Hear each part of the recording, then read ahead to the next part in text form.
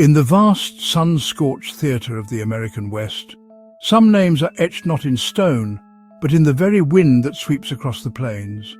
They are whispered in saloons and sung in ballads.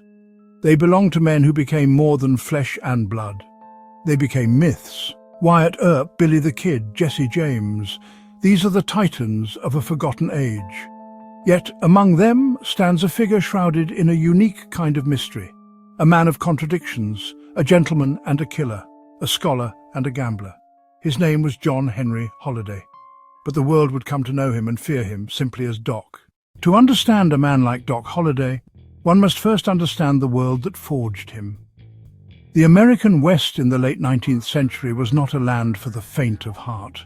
Into this vacuum rushed a torrent of humanity. Dreamers and desperados, prospectors seeking fortunes in the earth. Towns like Tombstone, Dodge City and Deadwood sprang up almost overnight, built on hope and fueled by whiskey and greed. In these places, a man's worth was measured by the speed of his draw and the steel in his nerve. Before the gunsmoke, there was the genteel society of the American South. John Henry Holliday was born into a world of privilege and expectation in Griffin, Georgia. Young John Henry was raised to be a gentleman, receiving a classical education that included rhetoric, history and Latin.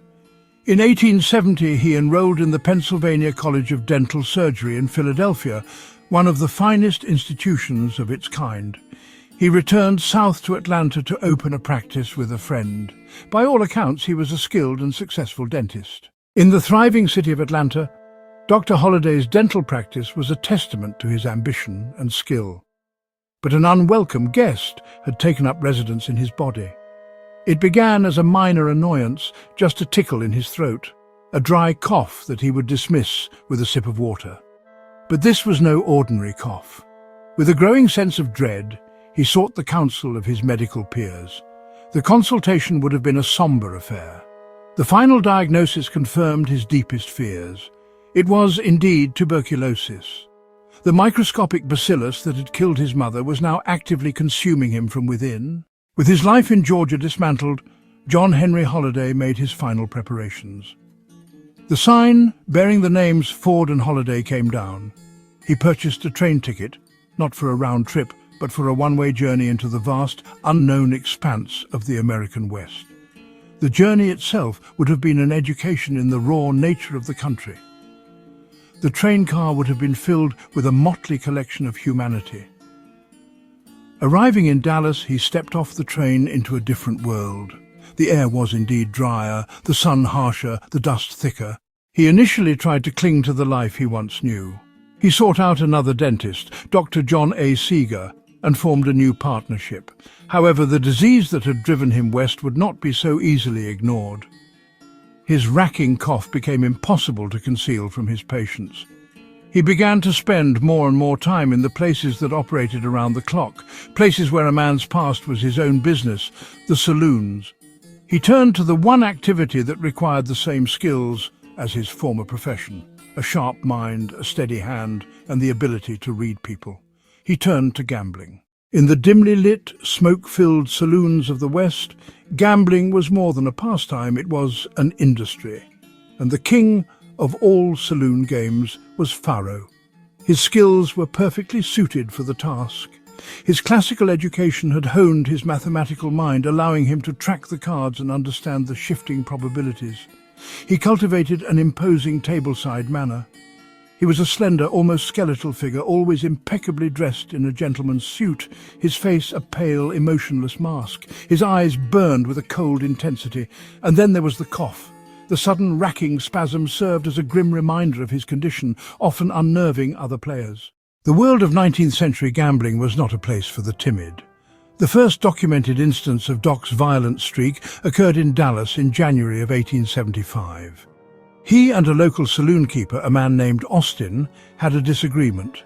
The men exchanged gunfire, a chaotic and noisy affair that shattered the saloon's tense peace. This first shootout, though relatively minor, cemented his reputation in Dallas. He was no longer just a skilled card player, he was a man who was willing to kill, or be killed, over a point of honor. He was arrested following the shootout with Austin, though he was later acquitted. The incident brought him to the attention of local law enforcement. Forced to leave Dallas under a cloud of gunsmoke and legal trouble, Doc Holliday embraced the life of an itinerant gambler. His travels took him to Denver, Colorado, then to Cheyenne, Wyoming, and later to Deadwood in the Dakota Territory, drawn by the Black Hills gold rush. Each town was another stop on a desperate pilgrimage, another chance to earn a stake and stay one step ahead of his past and his illness. This life on the move was lonely and harsh. He was a perpetual outsider, a man with no home and few trusted companions. Doc Holliday, the intellectual, applied the same focus and dedication to mastering the arts of violence as he had to mastering the science of dentistry. He became proficient not only with the Colt revolver he favoured, a pistol known for its reliability and power, but also with a concealed knife. While in Denver, working as a faro dealer, he was involved in a brutal fight with another gambler, Bud Ryan. The argument escalated, and Doc, in a flash of cold fury, nearly disemboweled the man with his knife. His reputation as a gunslinger was not built on myth alone. It was earned in blood and smoke. Every confrontation he survived added another layer to his formidable legend. In 1877 at Fort Griffin, Texas, he met Mary Catherine Horney, a woman as tough, independent and complicated as he was. Known to history as Big Nose Kate, she was a Hungarian-born prostitute who was well-educated, speaking several languages, but who had chosen a hard life on the frontier.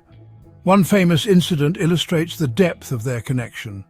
After Doc was involved in a knife fight, he was arrested and held under guard. Kate, seeing the danger, devised a daring plan. She set fire to a shed as a diversion, burst into the hotel room with 2 pistols drawn, and together she and Doc escaped into the night, fleeing to Dodge City. In the late 1870s, Dodge City, Kansas was the undisputed hub of the American cattle trade, a place that earned the vivid nickname Queen of the Cowtowns. The town was a raucous, chaotic explosion of saloons, dance halls, gambling dens and brothels, all catering to the whims of these transient, rough-and-tumble men. Into this maelstrom of dust, whiskey and raw commerce rode Doc Holliday, likely in 1878, accompanied by his on-again, off-again partner, Big Nose Kate. For a professional gambler like Doc, Dodge City was a land of golden opportunity. He quickly established himself in the town's gambling halls, his reputation as a sharp player and a dangerous man preceding him. It was in the charged atmosphere of Dodge City that Doc Holliday first met the man whose name would become inextricably linked with his own, Wyatt Earp. The initial meeting between the gambler and the lawman was likely one of caution and professional curiosity. They were 2 of the most significant figures in their respective trades. The bond of mutual respect between Wyatt Earp and Doc Holliday was cemented into a lifelong friendship by a single dramatic incident. In the summer of 1878, Wyatt Earp found himself in a desperate situation. Doc Holliday, seeing Frank McClory's hand move, put his revolver to Ed Morrison's head and uttered a cold, simple command for the men to drop their weapons. This singular act of loyalty transformed their relationship.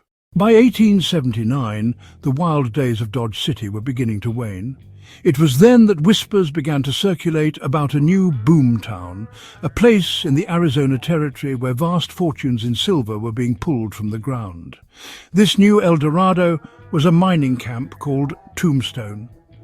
The discovery of rich silver deposits had caused its population to explode almost overnight. The Earp clan and their deadliest friend would journey together to this new and volatile town. They were leaving the relative stability of Dodge City behind, unaware that they were riding towards a destiny that would make their names immortal. When the Earps and Doc Holliday arrived in Tombstone, Arizona in December of 1879, they found a town simmering with tension. The fundamental conflict in Tombstone was a clash of 2 different worlds. On one side were the townspeople and business owners represented by the Earps. On the other side were the cowboys, a loose-knit confederation of rural ranchers, many of whom supplemented their income with illegal activities like cattle rustling and robbing stagecoaches. Doc Holliday, with his refined suits and gambler's trade, fit squarely into the town's growing urban faction, aligned with the Earps. He quickly established himself as a faro dealer at the opulent Oriental Saloon. His presence was immediately noted by the cowboys. They saw him not just as another gambler, but as a famous gunslinger and a close associate of Wyatt Earp. Led by influential figures like Old Man Clanton and his sons Ike and Billy, along with the McClory brothers, Frank and Tom, the cowboys operated with a sense of impunity. The conflict between the Earps and the cowboys was not just about ideals, it was deeply personal and fueled by a series of escalating confrontations. There were accusations of stagecoach robbery, with Doc Holliday himself being implicated by a drunken Ike Clanton, an accusation that nearly brought them to blows. Each incident wove another thread into a complex tapestry of hatred and mistrust. The stage was being set for a final, violent confrontation. The fuse that lit the powder keg of Tombstone was finally ignited on the night of October 25, 1881. A long, simmering feud between Doc Holliday and Ike Clanton boiled over. Ike continued his drunken tirade throughout the night, stumbling from one saloon to another, vowing to kill the Earps and Holliday on sight. The morning of October 26th dawned on a town thick with tension. Ike Clanton was still fuming, and now he was armed. He was seen all over town with a rifle and a revolver, openly seeking a confrontation. City Marshal Virgil Earp, along with his brother Morgan, found Ike and pistol-whipped him. The four men, Virgil, Morgan, Wyatt and Doc, formed a grim procession and began their determined walk down Fremont Street, heading towards the vacant lot next to Fly's photography studio. They saw their adversaries gathered in a narrow vacant lot, a space about 15 feet wide between two buildings.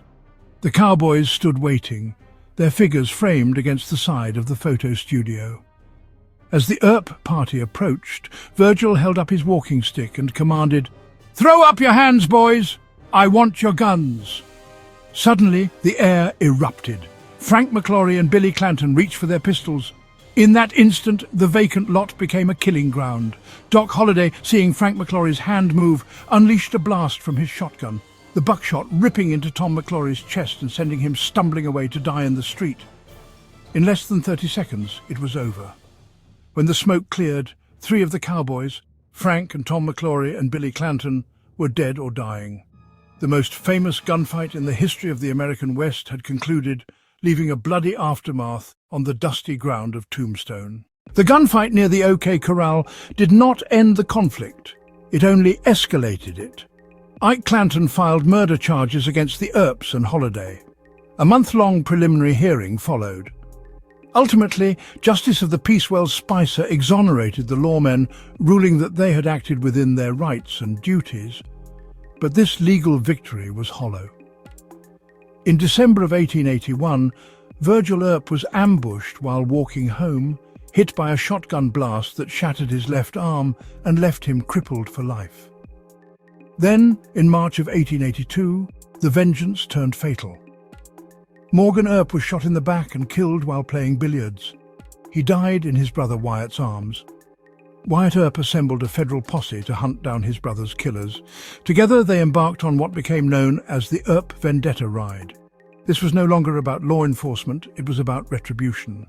The first to fall was Frank Stillwell, who was found shot to pieces at a train station in Tucson. For the next few weeks, the Earp posse, with Doc Holliday at its side, rode through the Arizona countryside, a fearsome force of vengeance. With warrants out for their arrest in Arizona, Wyatt Earp and his posse, including Doc Holliday, knew they could not stay.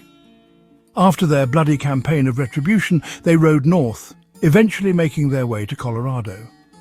This marked the end of their time in Arizona, and the effective dissolution of the Earp-Holliday alliance as a fighting force.